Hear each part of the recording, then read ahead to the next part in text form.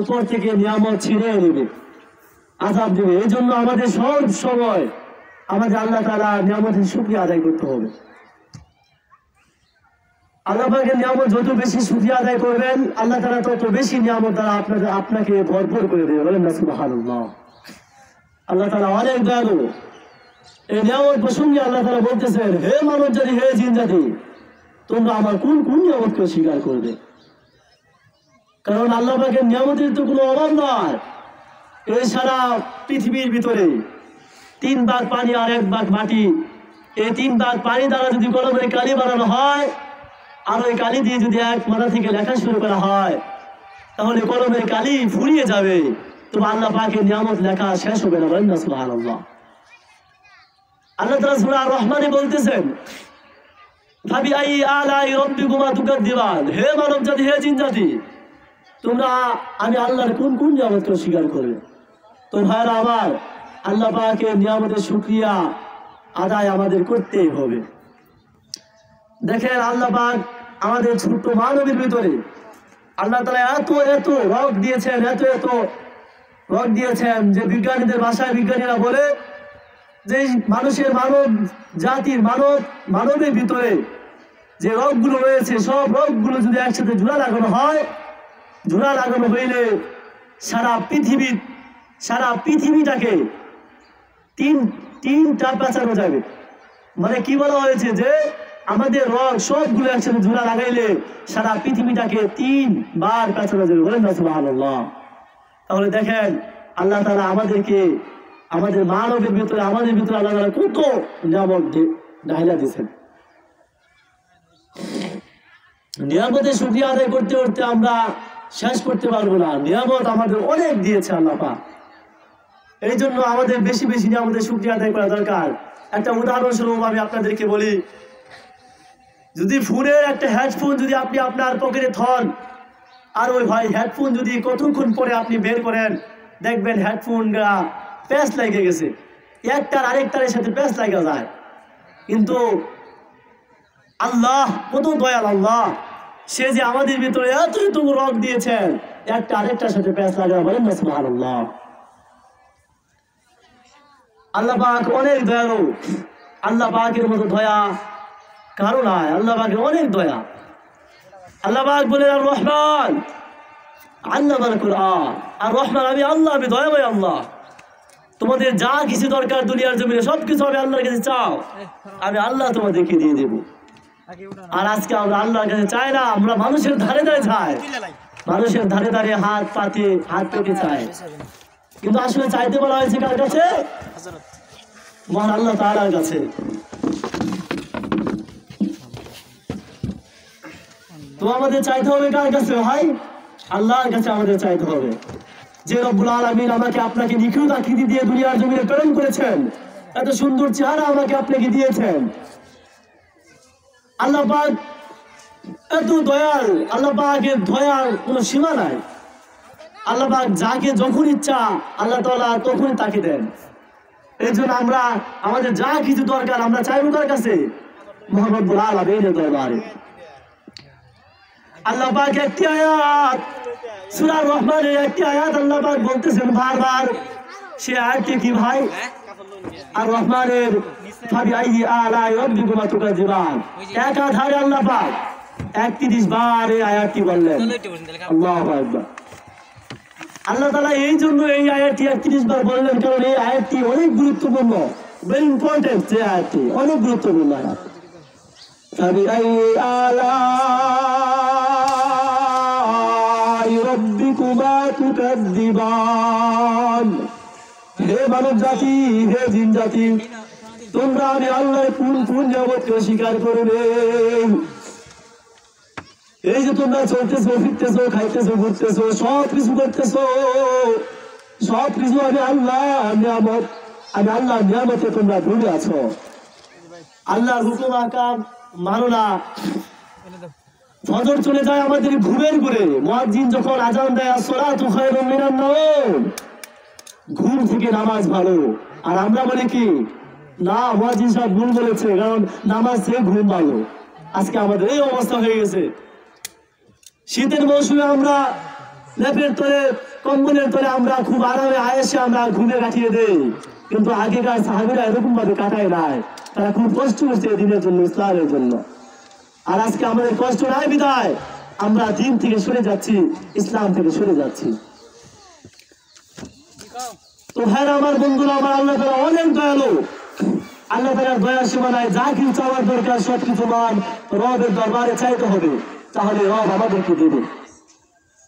আল্লাহ পাক যে কোরআনকে সৃষ্টি করেছেন, যে কোরআনকে নাজিল করেছেন, এই কোরআনকে নাজিল করে আল্লাহ পাক পাহাড়কে দিতে চাইছিল। পাহাড় বলল, না আল্লাহ, এই কোরআনের ভার আমি সহ্য করতে পারবো না। তারপর আল্লাহ তাআলা সাত আসমানকে দিতে চাইছিল, এইভাবে সবাইকে দিতে চাইছিল। কেউ এই কোরআনের ভার সহ্য করতে পারে নাই, তারা না বলছিল। কিন্তু আমার নবী, আপনার নবীর মাঝে, আমাদের মাঝে আল্লাহ পাক কোরআনকে নাজিল করেছেন। দেখেন, এই কোরআন অনুযায়ী যদি আমরা আমাদের জীবনকে চালাই, এই কোরআন অনুযায়ী যদি আমরা আমাদের জীবনকে রাঙাই, তাহলে আমাদের জীবন হবে সবচেয়ে সুন্দর জীবন। ঠিক কিনা বলেন? এই কোরআনে আল্লাহ পাক 15 নম্বর পারার ভিতর আল্লাহ পাক সূরা বানী ইসরাঈলে আল্লাহ পাক বলতেছে, ওয়ানুনাজ্জিলু মিনাল কুরআনি মা হুয়া শিফাউন ওয়া রাহমাতুল লিল মুমিনিন। মুমিনদের জন্য এই কোরআন শিফা স্বরূপ। এই কোরআন শিফা, সমস্ত সমস্যার সমাধান। এই জন্য কবিরাও বলে, সমাধান চাও যদি জীবনে মরণে, ফিরে যাও খুঁজে নাও চোখে রাখো কোরআনে। সমাধান চাও যদি জীবনে মরণে, ফিরে যাও খুঁজে নাও চোখে রাখো কোরআনে। তবেই পাবে সুখ শান্তির ঠিকানা, যদি মেরে নাও তুমি মনে প্রাণে। সমাধান যদি তুমি চাও, তাহলে আল্লাহর কোরআনকে আঁকড়ে ধরো। আল্লাহর কোরআনকে আঁকড়ে ধরলে অবশ্যই তোমার সমস্ত সমস্যার সমাধান হবে ইনশাআল্লাহ। এই কোরআন অনুযায়ী আমরা আমাদের জীবনকে চালাবো, তাহলে আমাদের জীবন সুন্দর হবে। তারপর আল্লাহ তাআলা কি বলছেন, খলাকাল ইনসান, আমি আল্লাহ মানুষকে বানাইলাম, এত সুন্দর আকৃতি দিয়ে আমি মানুষকে বানাইলাম। আমি সব জাতি থেকে শ্রেষ্ঠ জাতি হিসেবে মানুষকে পালন করলাম। আর আজকে মানুষ, আমি আল্লাহর কোনো ইবাদত করে না, আমি আল্লাহর হুকুম আহকাম মাইনা চলে না। আল্লাহ পাক সবচেয়ে বেশি ভালোবাসছে মানুষকে, আর এই মানুষ জাতি আল্লাহ পাকের হুকুম মানে না। আমাদের ফজর চলে যায় ঘুমের ঘুরে, আমাদের জোহর চলে যায় কাজে কামে, আমাদের আসর চলে যায় খেলায় খেলায়, আমাদের মাগরিব চলে যায় দোকানে বসে টিভি দেখে। ঠিক কি বলে? এরপরে আশা নামাজ চলে যায় আমাদের বিভিন্ন গল্প গুজবে, কিন্তু আল্লাহ হুকুম আমাদের মানা হইতেছে না। আল্লাহ হুকুম আমাদের মানা হইতেছে না। আমাদের মূল আলোচনা হলো মহিলাদের সম্বন্ধে। আল্লাহ পাক বলছেন, আল্লাহ বড় আল্লাহ বলছেন যে মহিলাদের আল্লাহর ওলি হওয়া সহজ, মহিলাদের জান্নাতে যাওয়া সহজ, মহিলাদের আল্লাহর ওলি হওয়া সহজ। এই জন্য বলেছেন, কোন মহিলা 4টা বিষয় যদি সুন্দরভাবে মানে, তাহলে তারা আল্লাহর ওলি হয়ে যাবে। 1 নম্বর যদি তারা নামাজ ঠিক মতো করে, 2 নম্বর যদি রোজা রাখে, 3 নম্বর যদি স্বামীর খেদমত করে, 4 নম্বর যদি সে পর্দা করে। পর্দার আলোচনাটাও খুব গুরুত্বপূর্ণ। আর আজকে আমাদের জামানায় পর্দা ছাড়া অনেক মহিলারা চলাফেরা করতেছে। পর্দা এতটাই গুরুত্বপূর্ণ, এতটাই গুরুত্বপূর্ণ, যেটা অনেক গুরুত্বপূর্ণ পর্দার বিষয়টা। কিন্তু আজকে আমাদের দেশের, আমাদের জামানার এই অবস্থা, মানুষ পর্দা করতে চায় না। পর্দা করতে কেন চাও না? কারণ পর্দা তো খুবই গুরুত্বপূর্ণ জিনিস। এই পর্দা যদি তুমি করো, তাহলে তোমার গর্ভ থেকে আসবে শাহজালাল, তোমার গর্ভ থেকে আসবে শাহপরাণ। তুমি কেন বুঝে রাখো না? তোমার গর্ভ থেকে আসছে শাহজালাল, তোমার গর্ভ থেকে আসছে শাহপরাণ, তোমার গর্ভ থেকে আসছে ওলিয়া উলিয়া, তোমার গর্ভ থেকে আসছে আলে ওলামা। ও মা, তোমার জান্নাতে যাওয়া সহজ, কারণ তোমার অন্য কোনো হিসাব দিতে হবে না। স্বামী কিভাবে তোমাকে খাওয়াইলো, কিভাবে পড়াইলো, হালাল টাকায় না হারাম টাকা, এইটা এই খবর, এইটা আল্লাহ তাআলা তোমাদের কাছ থেকে জবানবন্দি নেবেন না। আল্লাহ পাক নেবেন তোমাদের স্বামীর কাছ থেকে। আর তোমাদের চারটা বিষয় মানতে বলা হয়েছে। 1 নম্বর নামাজ, 2 নম্বর রোজা, 3 নম্বর স্বামীর খেদমত, 4 নম্বর হচ্ছে পর্দা। এই চারটা বিষয় যদি তুমি মানো না তাহলে তুমি জান্নাতে যাইবে আর তোমার গর্ব থেকেই আসবে আল্লাহর ওলি। ঠিক কিনা বলেন ভাইরা আমার, বন্ধুরা আমার, খুব খেয়াল করে শুনবে।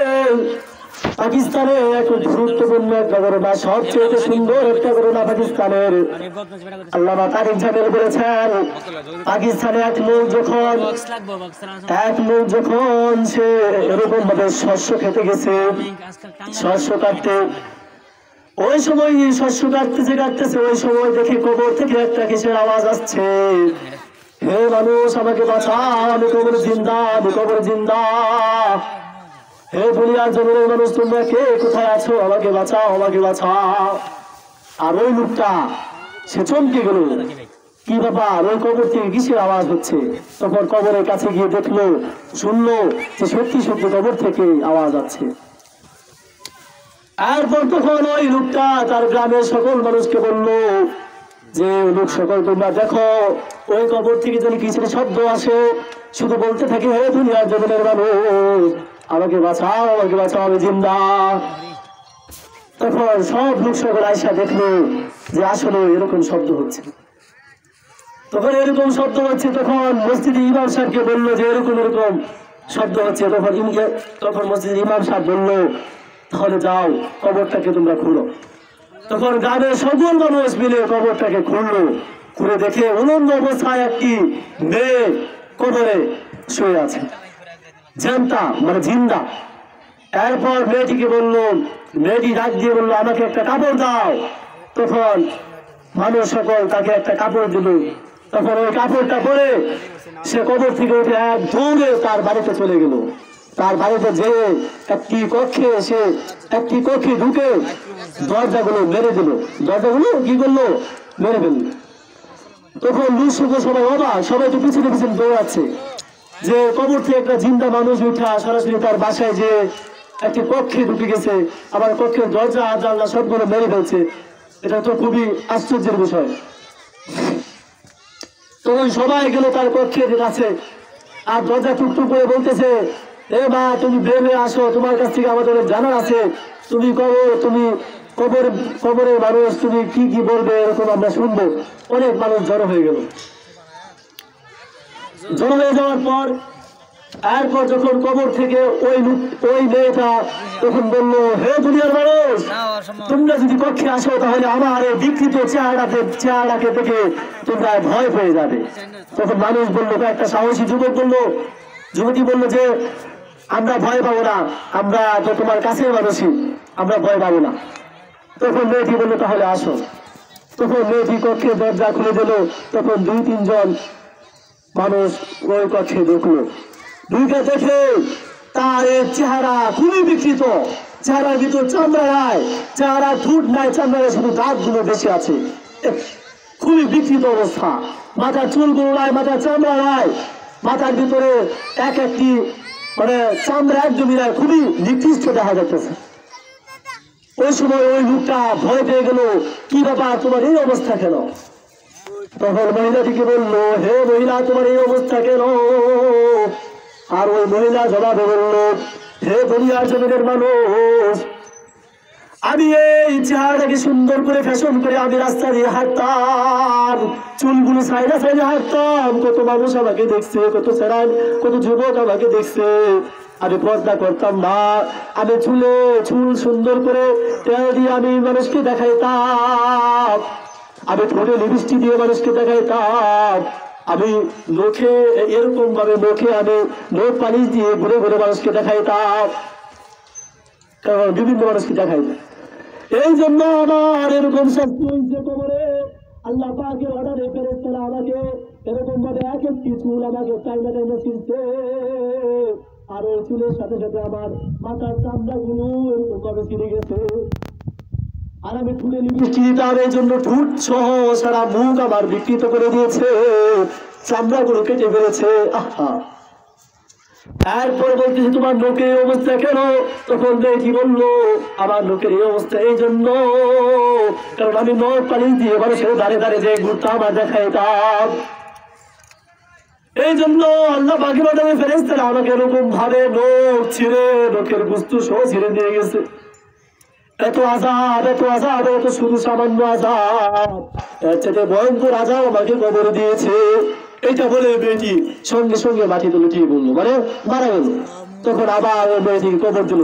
তাহলে দেখেন মা বোনেরা, পর্দা না করলে কতটুকু বিপদ, পর্দা না করলে আমাদের জীবনের মানে পর্দা না করলে কতটুকু বিপদ হবে, আর জাহান্নামে কি পরিমাণ শাস্তি হবে। এই জন্য খুব খেয়াল করে আপনারা বিষয়গুলো বুঝবেন। পর্দা ছাড়া না কোনো গতি নাই। যদি আজকে আপনি পর্দা করেন তাহলে আপনার সংসার ভালো হয়ে যাবে, আপনার সংসার জান্নাতি সংসার হয়ে যাবে। আপনার সন্তান যারা যারা হবে তারা সবাই আল্লাহ ওয়ালা হয়ে যাবে। এরে মা, পর্দা করতে কোনো কঠিন কাজ না।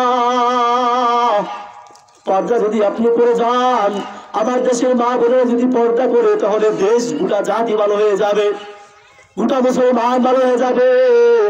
সবাই যদি পর্দা করে তাহলে সবাই ভালো হয়ে যাবে। দেখেন গাছ গুনে ফলের পরিচয়, মা গুনে সন্তানের পরিচয়।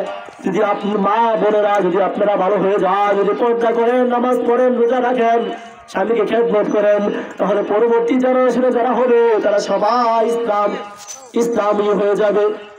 এই জন্য আপনাদের বেশি করে উচিত পর্দা করা, স্বামীর খেদমত করা, নামাজ পড়া, রোজা রাখা। আল্লাহ পাক আপনাদেরকে এত সহজ করে দিয়েছে জান্নাতের রাস্তা। আপনাদের মতো সহজ পুরুষদের না, পুরুষদের অনেক হিসাব দিতে হবে। কিভাবে টাকা দেয়, কিভাবে টাকা ক্রয় করেছো, কিভাবে টাকা তুমি রিজিক তলাশ করছো, কিভাবে টাকা তুমি আয় করেছো, কিভাবে তুমি সংসার চালিয়েছো, হারাম খাইছো না হালাল খাইছো, সবগুলো তোমার স্বামীকে দেওয়া হবে। কিন্তু তোমাকে মাত্র 4টি যদি ভালো হয়।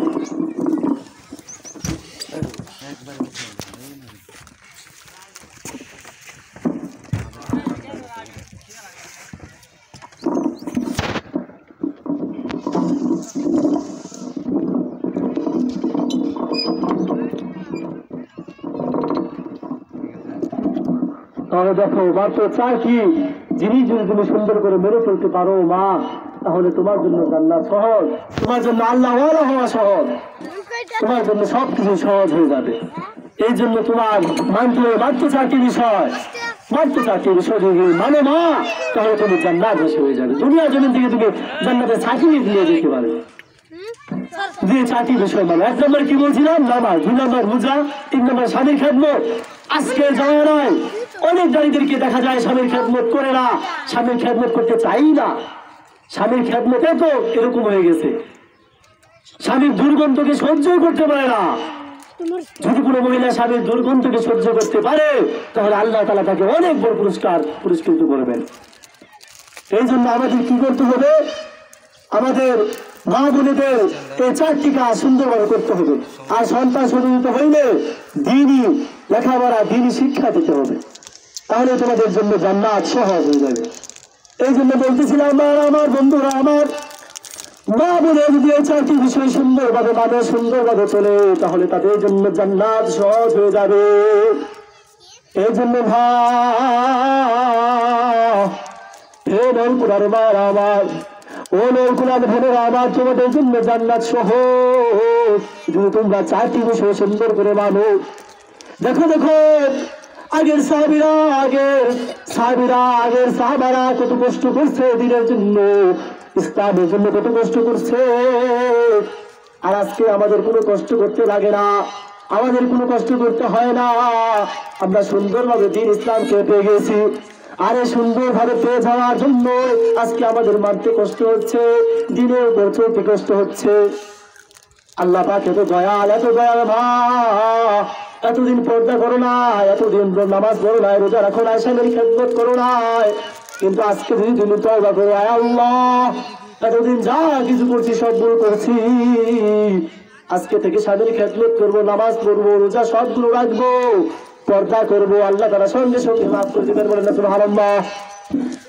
আরেকটি ঘটনা পাকিস্তানের আল্লামা তারিক জামিল সাহেব বলেছেন, আরেকটি ঘটনা বলছেন যে একটি মেয়ে নামাজ পড়তো, সবকিছু করতো, ওই মেয়েটা মারা গেল। মারা যাওয়ার পর তখন সব লোকেরা প্রথম কবর খুললো। প্রথম কবর খোলার পরপরই দেখে প্রায় 7-8 থেকে সাপ, মানে অনেকগুলো সাপ এরকম ভাবে কিলবিল কিলবিল করতেছে কবরের ভিতর। তখন মানুষগুলো ভয় পেয়ে গেল। ভয়ে মানুষগুলো বলতেছে তাহলে এই কবর বন্ধ করো, আমরা আরেকটা কবর করি। তারপরে তারা আরেকটা কবর খুললো। সেই কবরে একই অবস্থা, মানুষ হা মা করে চিৎকার করে উঠলো, হায় হায় এই কি অবস্থা। দ্বিতীয়বার কবর খুললাম, এই দ্বিতীয়বার কবর খোলার পরে এই অবস্থা, সাপ কিলবিল করতেছে। তখন তারা বলতেছে ঠিক আছে তাহলে তৃতীয় নাম্বার কবর আমরা খুলি। এরপর তৃতীয় নাম্বার কবর খুললো। তৃতীয় নাম্বার কবর খোলার পরেও দেখে বিশাল এক সাপ ধন্দায়মান অবস্থায় আছে।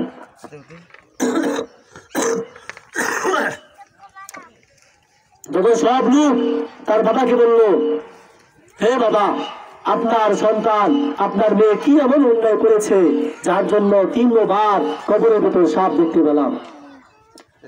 তখন এরকম ভাবে তারা সবাই বলতেছে। পরে তার বাবা উত্তর দিল যে আমার মেয়ে তো খুবই ভালো ছিল, মানুষদেরকে অনেক সম্মান করতো, স্বামীর খেদমত করতো, সবকিছু ভালো হয়ে যাওয়ার পরও আমার মেয়ে একটা জিনিস করতো না, সেই জিনিসটা হলো পর্দা। পর্দা করতো না বিদায় দেখেন নামাজ পড়ছে, রোজা রাখছে, স্বামীর খেদমত করছে, পর্দা করে নাই বিদায় তার কবরে 3বার সাপ থাকা সত্ত্বেও 3 নম্বর কবরে তাকে দাফন করা হয়েছে।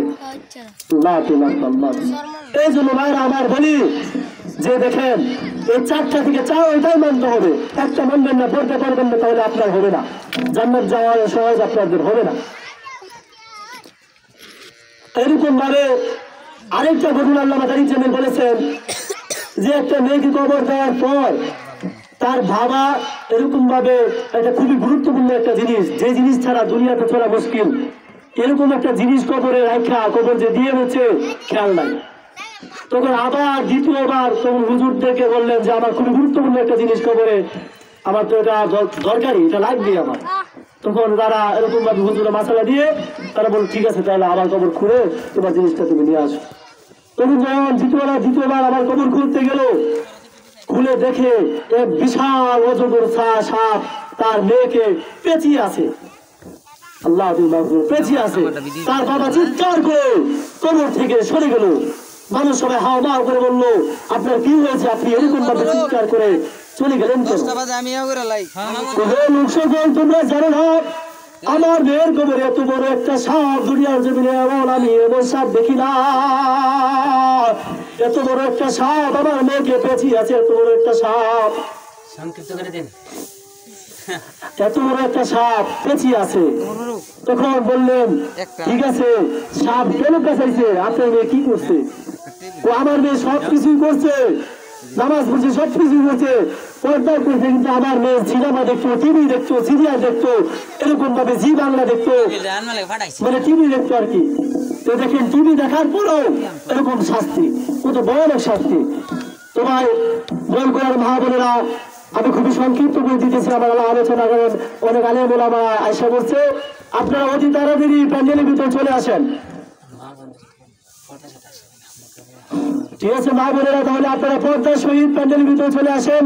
আপনাদের জন্য হুজুররা আমাদের আলেম ওলামারা অপেক্ষা করতেছে, খুবই গুরুত্বপূর্ণ নসিহত করবেন আপনাদের জন্য। এই জন্য আমি হাত জোর করে বলি মা বোনেরা আপনারা পর্দার সহিত অতি তাড়াতাড়ি প্যান্ডেলের ভিতরে চলে আসেন। কিছুক্ষণের ভিতরে খুবই গুরুত্বপূর্ণ আলোচনা শুরু হবে। আমি যে আলোচনাটা করলাম আল্লাহ পাক মানার এবং বুঝার তৌফিক দান করুন।